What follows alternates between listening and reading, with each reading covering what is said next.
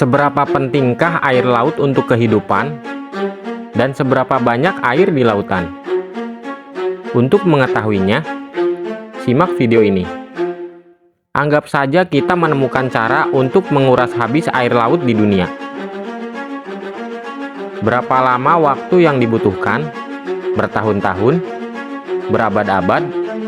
Atau mungkin ribuan tahun? Lalu bagaimana dengan kehidupan di bumi setelah lautan kering? Bagaimana jika itu terjadi dalam semalam? Dan inilah yang akan terjadi jika seluruh lautan di dunia mengering. Air membentuk 70% permukaan bumi. Jika kamu bisa memasukkan semua air itu ke dalam kolam renang yang berukuran sama seperti yang dipakai Olimpiade, kamu akan membutuhkan sebanyak-banyaknya. Bahkan, jika kita mengalirkan ke semua tempat seukuran lapangan basket, kita memerlukan waktu ratusan ribu tahun untuk mengeringkan lautan. Padahal, lapangan basket bisa menampung lebih dari 1 miliar kilometer kubik air. Namun, bagaimana jika kita memiliki pompa yang cukup kuat untuk mengalirkan seluruh air di lautan dalam 1 menit? Apa yang akan terjadi setelahnya?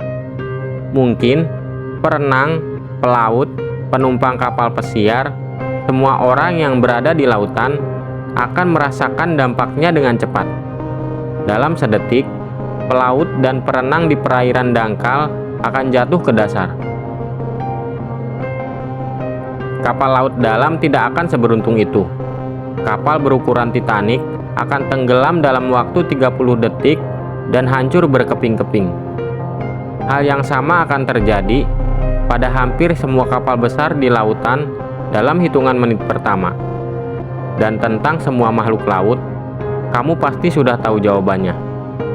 Ini benar-benar akan menjadi panen ikan, karena semua paus, lumba-lumba, dan hewan air besar lainnya yang menjelajahi permukaan air laut akan jatuh ke dasar laut menimpa lainnya yang ada di dasar laut.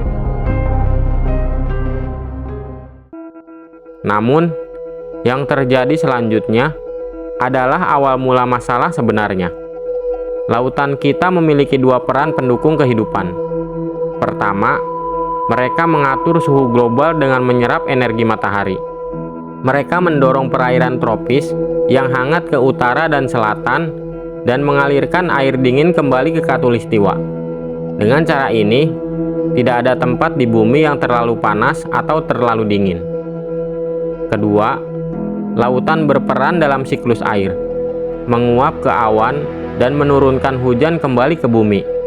Saat lautan lenyap, bumi akan berubah menjadi gurun yang luas. Payung yang kamu punya sudah tidak akan berguna, karena hujan tidak akan turun lagi. Lalu bagaimana dengan semua danau dan sungai? Bisakah kita bertahan dengan itu? Tanpa lautan, dunia akan kehilangan 97% airnya. Sejumlah kecil air yang tersisa tidak akan cukup untuk menunjang siklus air. Genangan air minum akan menguap cukup cepat. Dalam hitungan hari, manusia dan sebagian besar hewan akan mati karena dehidrasi. Hutan mempunyai waktu beberapa minggu sebelum mulai membusuk di udara kering. Dalam beberapa bulan, hutan akan mulai mengalami kematian besar-besaran.